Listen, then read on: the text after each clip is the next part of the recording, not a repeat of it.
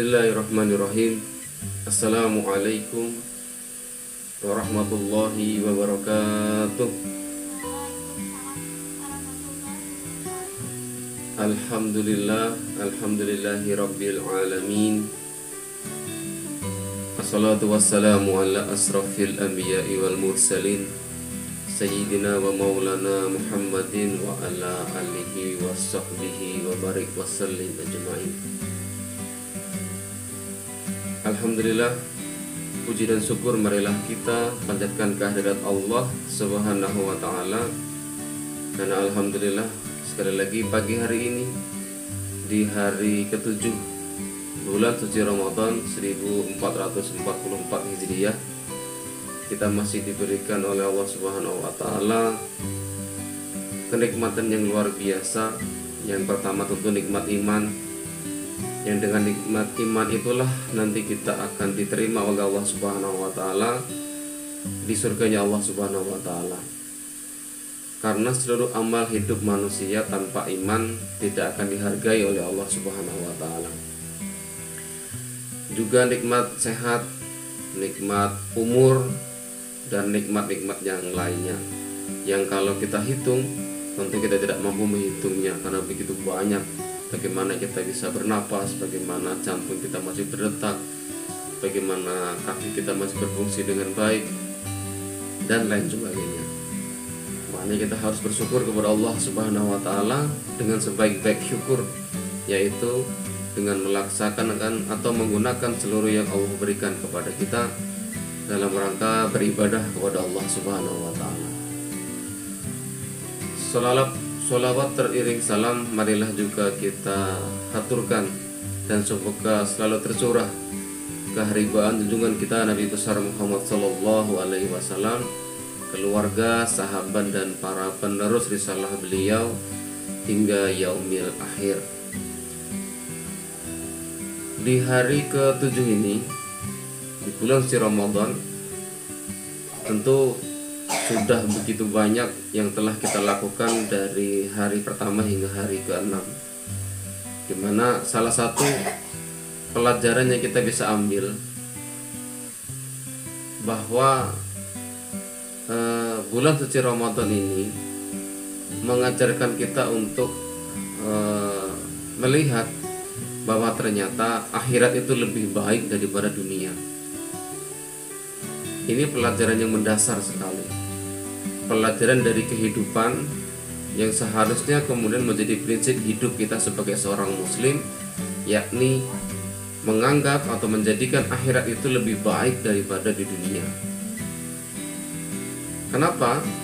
Karena kalau kita lihat, kita perhatikan dan kita rasakan sendiri, kita dan orang-orang yang beriman kepada Allah Subhanahu wa ta'ala yang menjalankan perintah puasa itu rela meninggalkan kesenangan dunia, baik makanan, minuman yang enak-enak, ya, ditinggalkan.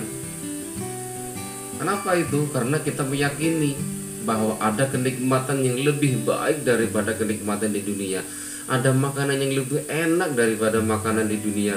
Ada kelezatan yang lebih lezat di akhirat nanti daripada kelezatan di dunia. Dan ada sebuah kondisi yang enak sekali di akhirat nanti, di surga nanti, daripada kehidupan di dunia. Iya kan? Orang berpuasa tuh rela loh ya. Ya, rela dunia, rela kemudian menderita ya kelaparan mungkin, sampai tuh tangis-tangis mungkin. Demi apa? Demi kesenangan akhirat. Seorang yang berpuasa itu meyakini bahwa di balik lapar dan dahaga itu ada surga. Coba, ada surga Ar-Rayyan yang sudah menanti. Surga bagi orang-orang yang berpuasa itu namanya surga Ar-Rayyan. Keyakinan itu menjadi sebuah hal yang memang itulah kehidupan dan harus menjadi pelajaran bagi kita bahwa ternyata akhirat itu lebih penting daripada dunia. Mengajarkan bahwa sebenarnya kehidupan di dunia, kelezatan dunia, kenikmatan di dunia tidak apa-apanya dibandingkan dengan kenikmatan di negeri akhirat kelak. Makanya mereka rela berpuasa, kita rela berpuasa. Dan memang Islam itu telah menanamkan sebuah prinsip bagi kaum muslimin, di mana Allah Subhanahu wa taala berfirman dalam surah A'la ayat 18. A'udzubillahi minasyaitonir rajim. Bismillahirrahmanirrahim. Bal akhiratu khairu wa abqa, kata Allah. Dan akhirat itu lebih baik dan lebih kekal daripada di dunia. Itu kata Allah. Allah sendiri yang menciptakan kita, pencipta dunia, pencipta surga, pencipta neraka, menyatakan bahwa akhirat itu lebih baik dan lebih kekal daripada di dunia. Sehingga ini prinsip dasar seorang muslim harus meyakini ini. Meyakini bahwa akhirat itu lebih baik. Sehingga ketika ada orang di bulan suci Ramadan ini malah tidak berpuasa demi kesenangan dunia, demi kenikmatan dunia, demi harta yang secuil, demi makanan yang cuma seteguk anggaplah, maka sebenarnya dia itu telah menghilangkan kenikmatan di akhirat nanti. Misalnya ada orang berpuasa, ya kemudian waduh lapar ini, dia kemudian membatalkan puasa dengan cara misalnya minum seteguk air teh itu misalnya. Padahal seteguk air teh itu tadi yaitu menghilangkan sebuah kenikmatan di dunia yang nanti yang baik, lebih baik dan lebih kekal di akhirat nanti. Juga dalam surah An-Nisa juga disebutkan oleh Allah Subhanahu wa taala, ditegaskan mata'ud dunya qalilun wal akhiratu khair liman ittaqa. Kenikmatan di dunia itu sedikit kata Allah, dan akhirat itu lebih baik bagi orang-orang yang bertakwa. Nah, keyakinan bahwa akhirat lebih baik pada dunia ini telah menjadi pendorong ya bagi orang-orang yang beriman untuk mengorbankan segala miliknya. Kalau kita membaca perjuangan para sahabat itu luar biasa. Mereka mengorbankan kesenangan dunia diganti dengan sebuah perjuangan di dunia di jalan Allah Subhanahu wa taala. Contoh ada sebuah seorang sahabat bernama Abdurrahman bin Auf.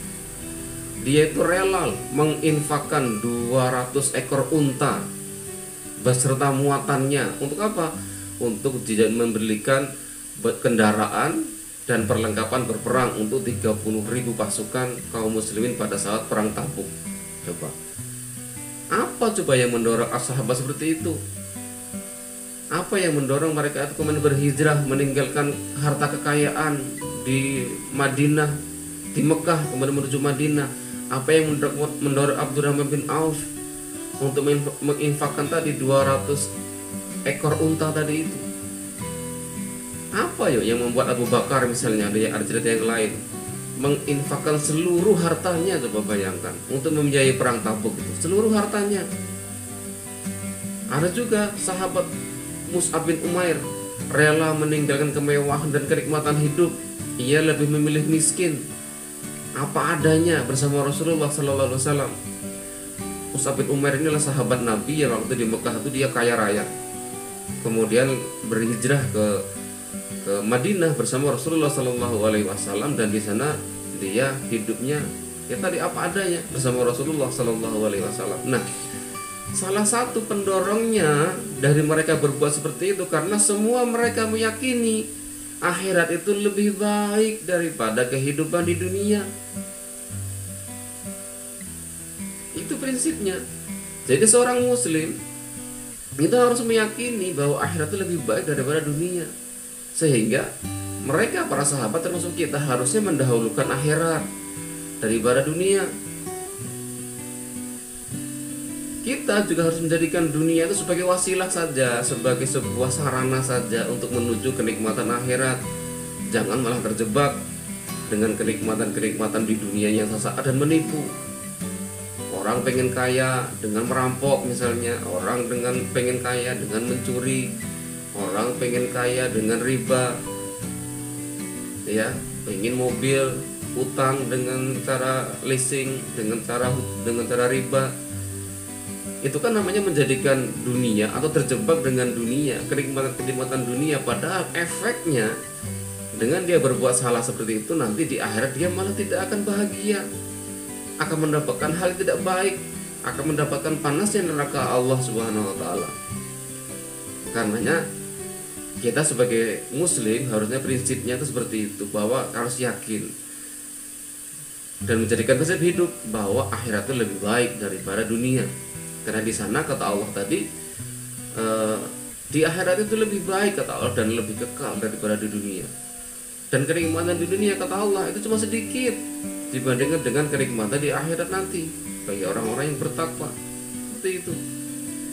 Nah, ketika kemudian seorang itu meyakini bahwa akhirat itu lebih baik daripada dunia, maka ia akan menjadikan atau mendahulukan akhirat itu daripada dunia. Ya, pasti begitu dalam kehidupan. Ketika ada pilihan ngaji atau enggak ya, gitu misalnya ngaji atau main ya, berarti dia akan main tuh ngaji itu kan kebutuhan atau kepentingan untuk akhirat atau sholat misalnya.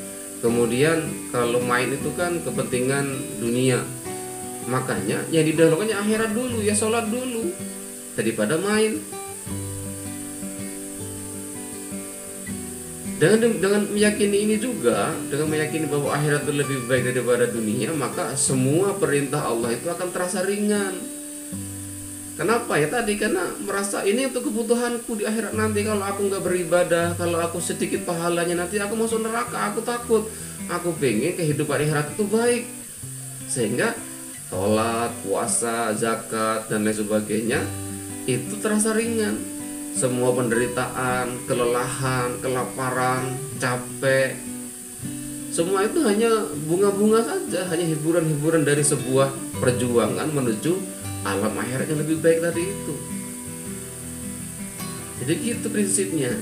Nah, betapa indahnya kehidupan kita ketika kaum muslimin jika telah berhasil menanamkan keyakinan ini dalam hidup kita.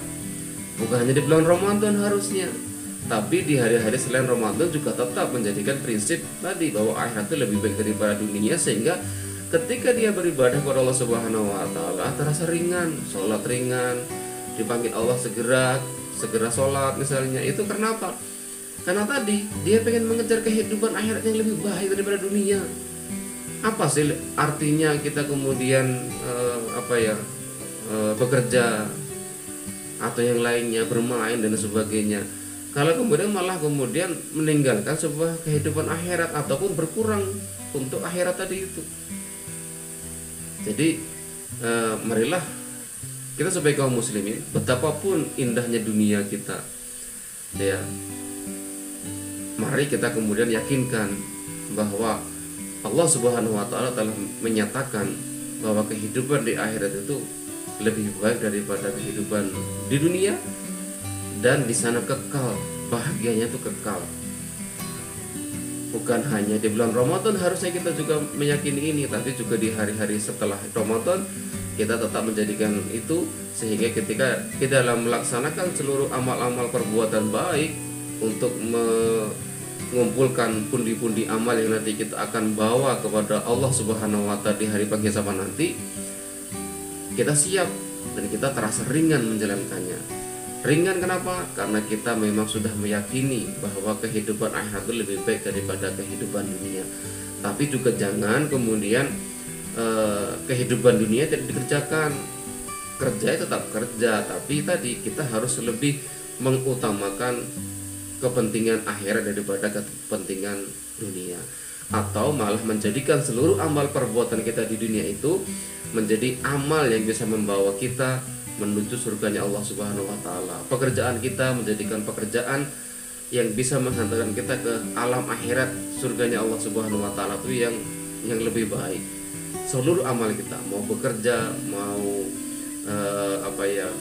jalan-jalan, mau apapun itu, jadikan itu sebuah ibadah, dan dengan ibadah itu tentu budi-budi amal tadi akan mengalir dan kita akan mendapatkan bekal menuju kehidupan akhirat yang lebih baik. Sekali lagi, jangan kita menjadikan dunia ini menjadi sebuah sebuah yang utama, tapi yang utama adalah kehidupan akhirat, karena di sana kita akan bahagia kekal, ya, kalau kita mendapat kebahagiaan. Makanya yuk kita sama-sama menjadikan bulan suci Ramadan ini sebagai bulan menempa diri kita untuk meyakini dan memberi pelajaran bagi kita bahwa ternyata akhirat itu lebih baik daripada kehidupan dunia.